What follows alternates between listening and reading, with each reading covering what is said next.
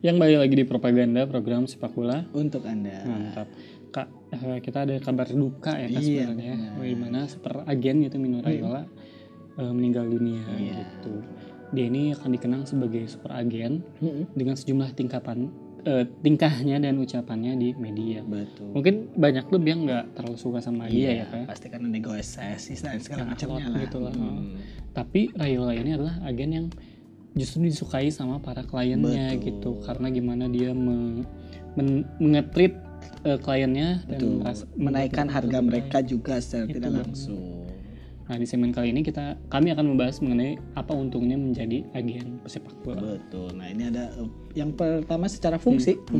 Ada agen sepak bola ini bertugas sebagai perwakilan dari si pesepak bola itu sendiri. Jadi kayak agen manajer lah sebenarnya, tidak langsung. Karena kontrak biasanya merupakan urusan rumit yang mesti ditangani secara detail. Harus ada seseorang yang mengurusnya secara khusus, karena biasanya juga pemain itu biasanya kerap mungkin tidak suka dengan hal yang berbelit-belit. Dia taunya latihan. Urusan kontrak biasanya tidak ada yang ngatur. Makanya dibutuhkan agen. Nah, si kontrak adalah pegangan paling utama dari sepak bola terutama di sepak bola modern, karena situasi itulah hak dan kewajiban si pemain bisa ditetapkan. Nah, kalau agen ini sebenarnya nggak selamanya orang lain Kak. Karena agen ini ada yang anggota keluarga justru ya. Nah dengan fungsi yang sederhana ini yang ngurus kontrak aja nih, sejumlah pesepak bola mempercayakan agen mereka terhadap anggota keluarga. Misalnya Neymar sama Messi yang diwakili sama ayahnya. Ada pula Paulo Icardi yang diwakili sama istrinya, itu Wanda Nara. Kalau Alika diwakili sama siapa Kak di DPR? Wah, suara saya sih kayaknya tidak berarti ya buat mereka. Nah, ini juga agen tadi perihal kontrak tadi ada juga fungsi lainnya. Dia harus bisa bernegosiasi. Karena ya mau tidak mau emang si agen ini kemampuannya harus tahu tentang hukum biasanya. Ini yang membuat sejumlah pesepak bola mempercayakan kontrak mereka kepada para agen sepak bola gitu. Nah, dan si agen ini tentunya harus yang memang kompeten di bidangnya. Dan pada akhirnya ya Kak, agen sama pemain itu jadi saling membutuhkan gitu kan. Gak bisa cuma agen doang yang untung atau pemain doang yang untung. Misalnya nih, agen ini bisa minta gaji besar ke klub buat si pemain gitu. Sementara si pemain dia harus main bagus. Tujuannya apa? Biar dia bisa dijual lebih murah sama si agen. Karena nggak sedikit nih Kak agen yang minta persenan dari nilai transfer atau nilai gaji. Maka angka-angka ini tuh jadi berpengaruh banget buat penghasilan si agen itu sendiri. Betul. Nah si agen ini juga pada akhirnya akan mengatur pemainnya. Karena itu agen mesti bisa mengarahkan pemain dan mempersiapkan sejumlah proyek agar nilai dan brand si pemain meningkat gitu. Jadi ada banyak sebenarnya caranya, seperti mengatur image di media, lebih banyak tampil di televisi, hingga mulai menerima tawaran menjadi bintang iklan. Biasanya itu agen tuh yang bukan keinginan si pemain sendiri, tapi si agennya dia harus naikin citra nih di publik. Nah itu biasanya agen tuh yang harus mengatur strateginya. Ya. Berarti agennya Sinteyong berani juga Kak. Karena dia nyuruh Sinteyong jadi bintang iklan tuh kopi ya. Oh benar, tubruk gajah tuh kalau nggak salah. Berikan aku 10 pemuda. Atau mungkin saya Sinteyongnya sendiri pengen itu. Nah ya, pada akhirnya kan ada pertanyaan ya. Gimana sih cara agen pemain bola ini mendapatkan uang? Kalau misalkan menurut Daily Mirror, ini media di Inggris, bisnis agen ini Kak bahkan udah ada di divisi 5 Inggris. Di divisi semi profesional gitu. Kesebelasan kayak Salford City, terus ada Chesterfield. Mereka mengeluarkan lebih dari 70.000 pound atau lebih dari 1,2 miliar rupiah cuma buat bayar perantara atau buat bayar agen. Makanya banyak nih yang jualan rumah kalau kalian lihat ada tulisan TP atau tanpa perantara. Karena langsung aja gitu, nggak usah perantara. Meskipun begitu angka ini tuh nggak sesignifikan dari yang didapatkan sama si super agen itu kayak Mino Raiola itu 1,2 mah kecil lah gitu. Karena si super agen ini biasanya dia menangani klien kelas kakap. Ada kakap merah. Bukan ikan. Ini agennya kelas kakap dan kesebelasan papan atas gitu. Karena sebenarnya masih lebih tinggi keuntungan dari nimbun solar atau tambang ilegal. Aduh, jangan yang ilegal dong nimbunnya. Nah si tadi kalau yang masih gerak di divisi semi profesional biasanya agen kelas bawah masih cetek lah, karena dia biasanya mendapatkan keuntungan dari banyaknya pemain yang mereka wakili. Jadi semakin banyak semakin untung. Iya, gak cuma satu. Nah si agen ini biasanya mendapatkan komisi yang besarnya hingga sekitar cuma 10% aja biasanya. Nah si agensi Sport Management Worldwide menyatakan kalau mereka bisa mendapatkan sekitar 1.200 sampai 550.000 pound per klien di Premier League per tahun. Berarti saking menjanjikannya gitu di pekerjaan ini. Nah sebenarnya selain dari gaji dan kontrak dengan klub Kak, kontrak di luar sepak bola juga biasanya ditangani sama agen, kata iklan tadi itu ya. Nah kontrak ini biasanya pemberian izin nih atas endorsement terhadap si pemainnya gitu.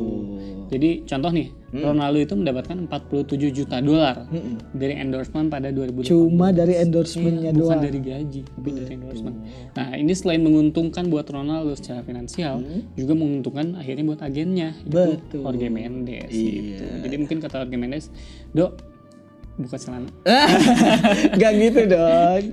Tapi emang kemampuan jadi iklan ini. Iya sih, celana dalam ya. Tapi emang itu berarti kemampuan si agennya, karena dia harus ngelobi pemain, ngelobi juga klub supaya membolehkan si pemainnya dapat tawaran. Kan emang berat juga sebenarnya kerjaannya. Nah, kalau kalian mungkin tertarik menjadi agen pemain sepak bola, sebenarnya yang dibutuhkan paling utama adalah keterampilan bisa berkomunikasi dengan baik. Yang mana itu harus bisa tadi bernegosiasi segala macam.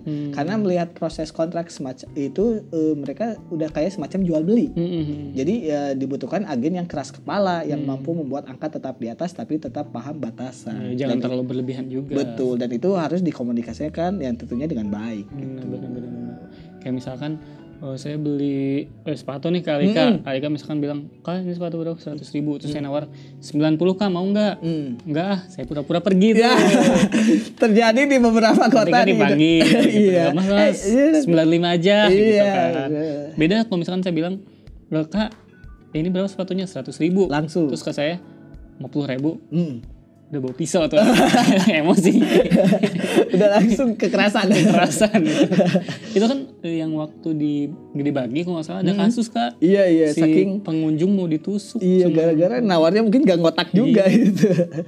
Nah terus yang paling penting lagi adalah agen ini harus bisa menangani tekanan dari negosiasi yang alot tadi gitu. Karena jadi mental juga pada akhirnya. Belum kan nanti tes si yang belinya pasti bilang kayak, pemain kayak dia mah banyak, kok saya kan sakit hati ya. Iya, langsung ngedrop.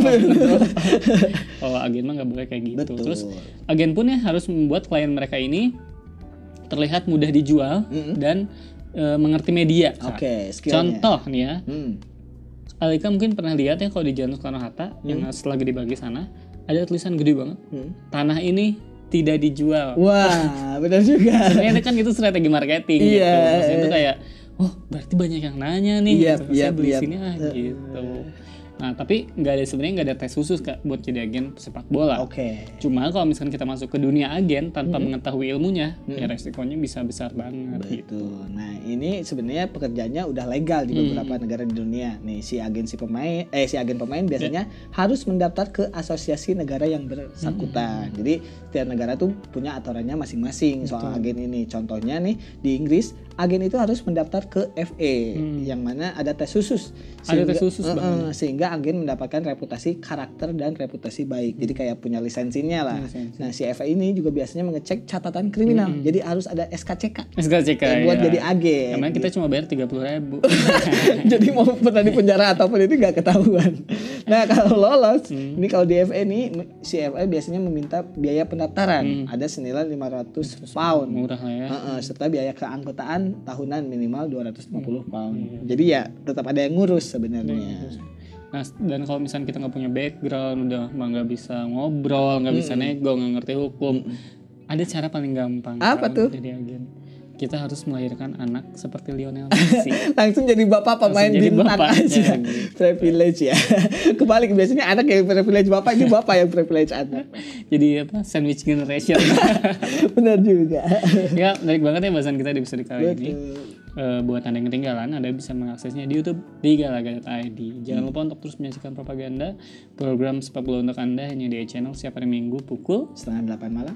Saya Alika dan segenap yang bertugas undur diri. Wassalamualaikum warahmatullahi wabarakatuh.